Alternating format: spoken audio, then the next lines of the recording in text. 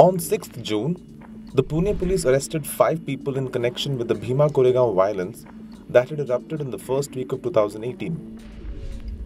The 5 include Sudhir Dhavle, a writer and editor of Vidrohi magazine, head of the English department at Nagpur University, Professor Shoma Sen, Surendra Gatling, a lawyer representing those charged under the POTA, TADA and UAPA laws, activist Rona Wilson from Delhi, and Mahesh Raut, a TISS alumnus and a former Prime Minister Rural Development Fellow from Nagpur. The police landed up at my parents' house in Nagpur at 7 a.m. in the morning, and they came with a search warrant.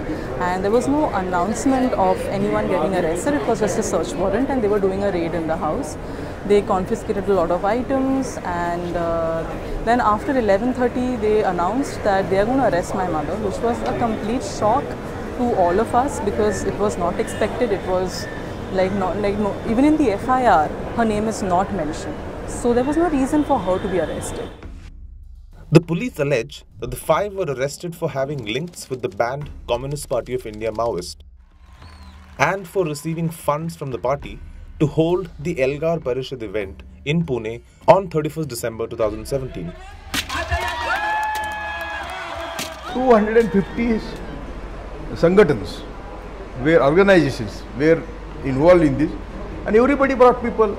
So there was no question of any expenses for bringing them, and we never did that. One thing.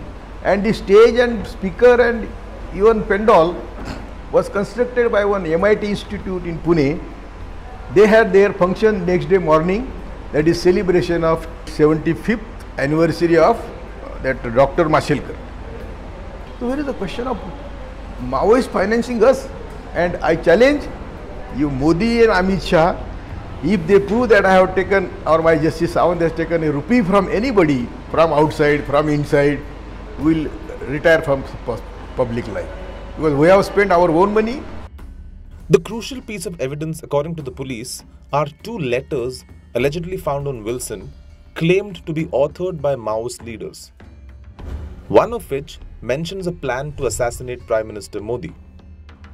These 5 persons, Shoma Sen, activists, lawyers and experts, however, have raised serious doubts about the veracity of the letters. If a letter containing such a serious threat was found in the raids on 17th April, activists question why the police remained silent for 2 months. Maoist ideologue Varavara Rao rubbished the letter, saying Naxals would never use real names to address each other. Former IPS officers who have led anti-Maoist operations said that Naxals had long abandoned the use of emails and now primarily use handwritten notes containing coded language and aliases. Then there are discrepancies in the letter itself, which is dated January 2 but mentions an upcoming 6th December event. Little wonder then that the police have not submitted these letters in the Sessions Court, neither do they find a mention in the remand application. Criminal law experts term this a serious flaw in the case, as the letters were the basis of the arrest. Legal experts also point out that the police had passed on the letters to media houses in contravention of a Bombay High Court order of 2014 and a Maharashtra police circular which had barred the leaking of sensitive information. On 14th June, the police requested the Pune Sessions Court to extend the custody of the 5 accused to 21st June. This time too, there was no mention of the assassination plot in the court. Instead, Public Prosecutor Ujjwala Pawar claimed that the accused were planning to hold a lecture series in JNU in memory of slain Naxal leader Naveen Babu. With all these gaping holes in the police's version, activists and civil society members have termed the arrests unlawful, alleging it is an attempt to shield the real culprits behind the Bhima Koregaon violence. Here's a summary of the events leading up to the arrests. The Bhima Koregaon battle was fought between the Peshwas and the British on 31st December 1818. Its 200th anniversary was marked by the 2-day Elgar Parishad event at Shaniwar Wada in Pune, where lakhs of Dalits had gathered to celebrate the victory of the Mahar Dalit-dominated British Army over the Peshwas.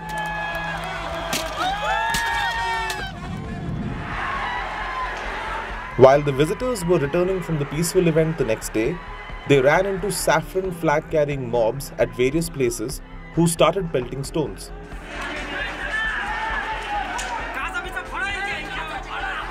Around 25 vehicles belonging to Dalits were burnt and more than 100 damaged. One Maratha youth lost his life when a stone hit him. At first, an FIR was registered against Sambhaji Bhide and Milind Ekbote, two right-wing leaders, for instigating the mobs and orchestrating the attacks. On 8th January 2018, another FIR was lodged against the organizers of the Elgar Parishad, including Sudhir Dhavle, allegedly for making inflammatory speeches and performing provocative songs. While the police arrested Ekbote before letting him off on bail, Bhide was given a clean chit by none less than Maharashtra Chief Minister Devendra Fadnavis. In response to the violence led by the two, massive protests were organized by Dalit organizations across the state. So activists are shocked that the police chose to target people involved in the Dalit movement. त्यांना कोणीतरी गुन्हेगार लागतील की नाही तर ते गुन्हेगार आम्हीच असणार आहोत आणि पुढच्या काळामध्ये आमची ते या पद्धतीने काय म्हणतात अटक करणार आहेत. For Dhavle, this is the second time he is being charged under the dreaded UAPA. In 2011, he was arrested and jailed for 40 months till the Gondia Sessions Court acquitted him of all charges after the police failed to produce substantial evidence against him. Mahesh Raut, an activist working with Adivasis in Gadchiroli district, has been instrumental in helping villages secure their rights under the Forests Rights Act, allowing these Gram Sabhas to earn up to 1 crore by auctioning tindu leaves and bamboo produce. His colleagues from the PMRDF claim Mahesh had dedicated his life for the welfare of Adivasis and is critical of the Maoists.